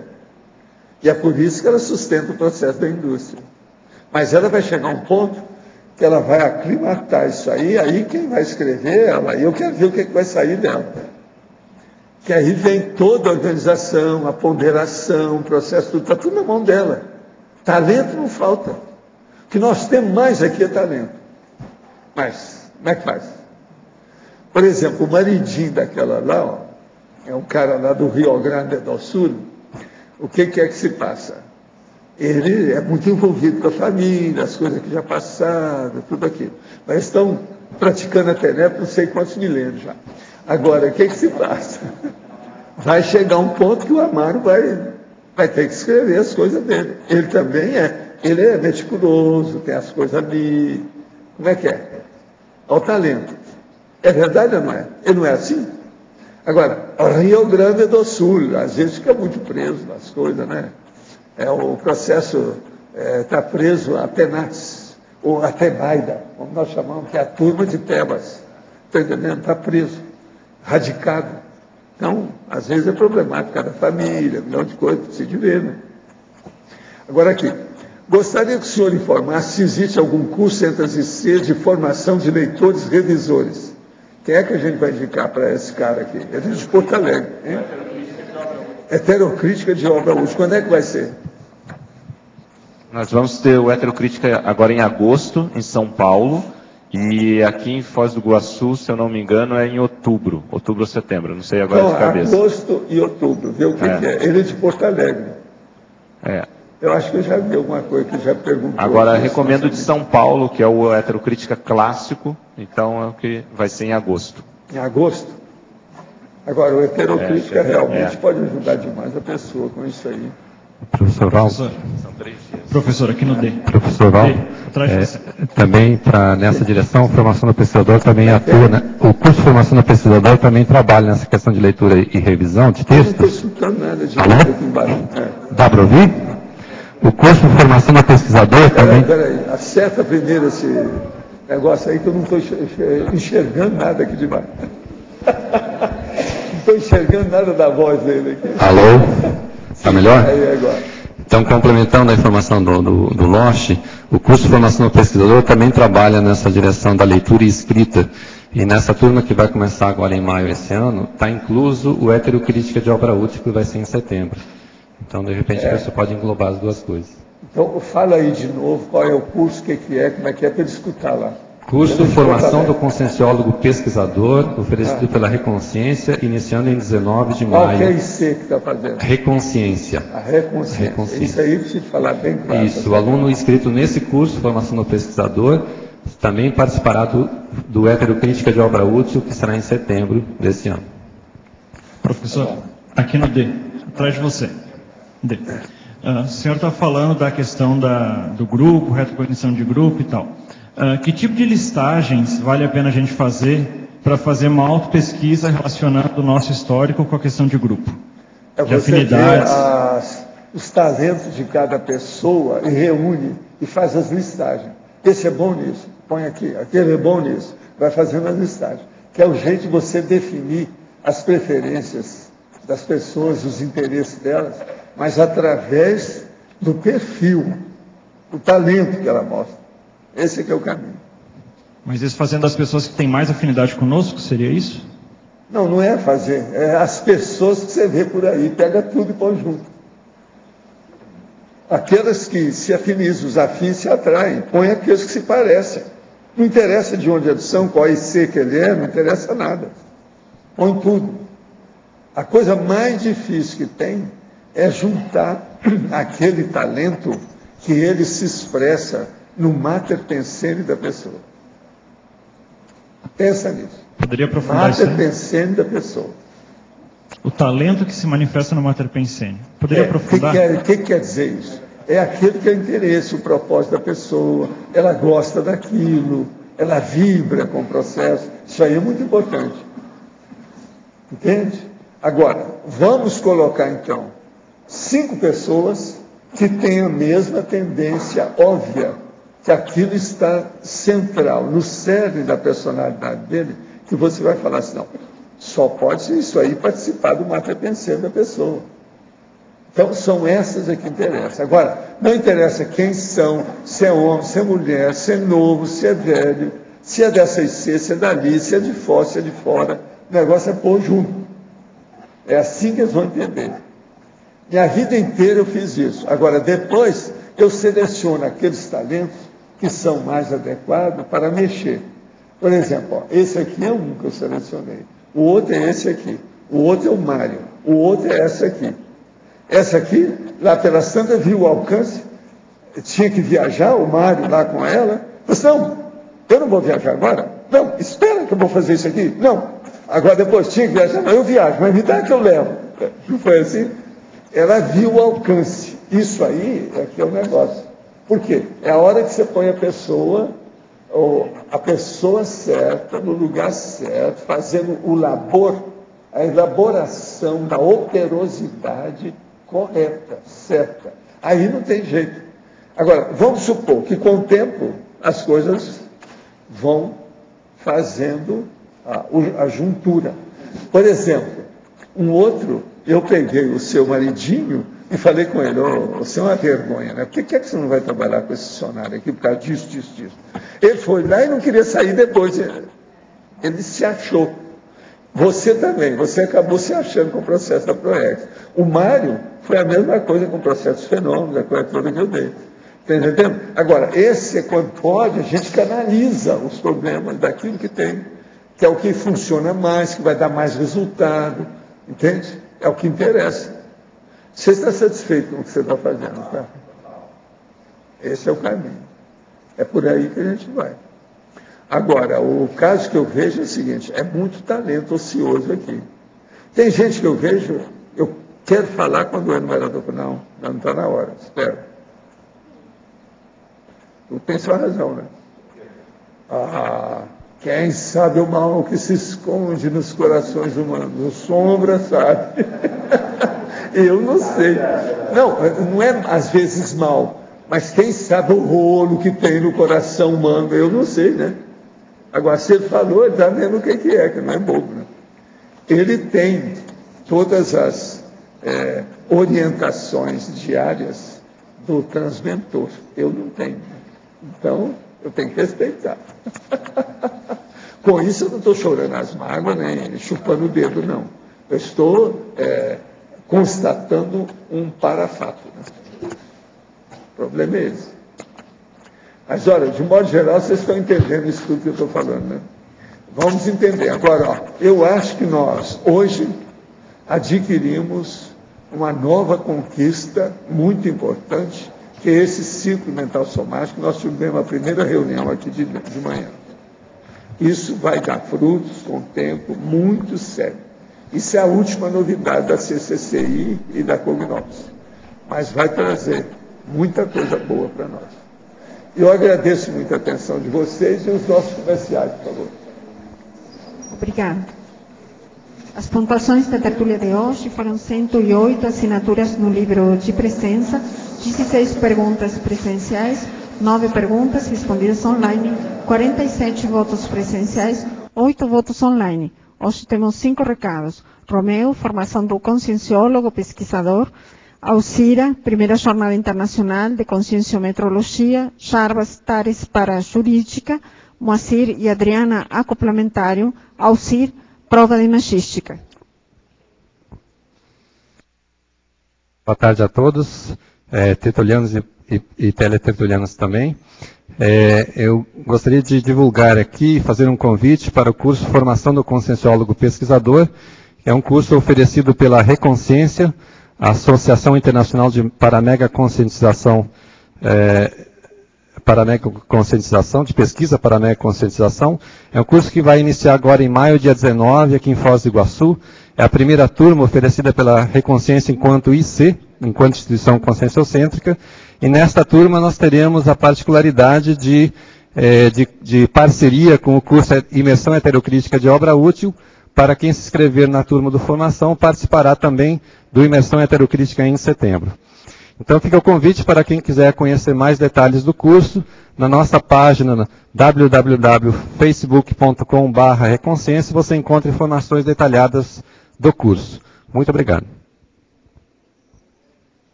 Boa tarde. Aproveitando o Holopensene Pesquisístico, convido todas as pessoas interessadas em ampliar o Holopensene Autopesquisístico a participar da primeira Jornada Internacional de Conscienciometrologia, 6, 7 e 8 de julho, aqui em Foz do Iguaçu. Venha, participe, contribuindo com as suas recins. Informações e inscrições na recepção do CAEC. Obrigada. Boa tarde a todos. Convidamos para a TAGS para a Jurídica, que ocorrerá através de palestra gratuita amanhã, domingo, dia 8 de abril, entre 15 horas e 17h30, na sala 2 do CAEC, ao lado do Salão das Dinâmicas. E o tema será Introdução à Paradireitologia, com a professora Cristina Aracaki. Essa palestra poderá ser acompanhada também através da internet, no endereço eletrônico paradireitologia.blogspot, vou soletrar BLOGSPOT, mudo.com.br. Repetindo mais uma vez, paradireitologia.blogspot.com.br. Todos serão bem-vindos. Estamos aqui para divulgar o acoplamentário que vai haver agora na sexta-feira, dia 13 de abril. Abrir as parapercepções, né? E esse acoplamentário é temático sobre desperticidade e nós esperamos aí todos que compareçam aí para as parapercepções. E a Adriana vai dar o complemento. Oportunidade, já que estamos todos com o desafio da desperticidade em 2 anos e 8 meses, né? Então é uma oportunidade de estarmos nesse curso refletindo sobre essa questão da nossa autodesperticidade. Tá? Aguardamos todos vocês. Boa tarde a todos. Estou aqui para convidar os tertulianos e teletertulianos a participarem da 5ª prova da Imagística, que ocorrerá no dia 22 de abril, no domingo. Essa prova da Imagística, cada pessoa vai testar as habilidades criativas e imaginativas, enfrentando o desafio de realizar 200 abordagens relacionadas a um determinado objeto. O objetivo é aplicar simultaneamente atributos como detalhismo, raciocínio, concentração, memória, criatividade, associação de ideias e cultura geral. As informações e inscrições podem ser feitas na recepção do CAEC. Para as pessoas fora de Foz, pode fazer o contato pelo telefone 045 35 25 26 52 ou pelo e-mail caec@caec.org. É importante que as pessoas façam as inscrições com antecedência, porque a equipe organizadora precisa selecionar os objetos que farão parte da prova e é um objeto por pessoa. Então é importante que façam essa inscrição com antecedência para facilitar esse trabalho. Aguardamos todos lá. A prova é dia 22 de abril. O local é no Discernimento, o horário de início 7h30 da manhã, com término às 12 horas. Obrigado e até lá. O verbete eleito para amanhã é Neomensologia, especialidade intrafisicologia. Obrigada e boa tarde a todos.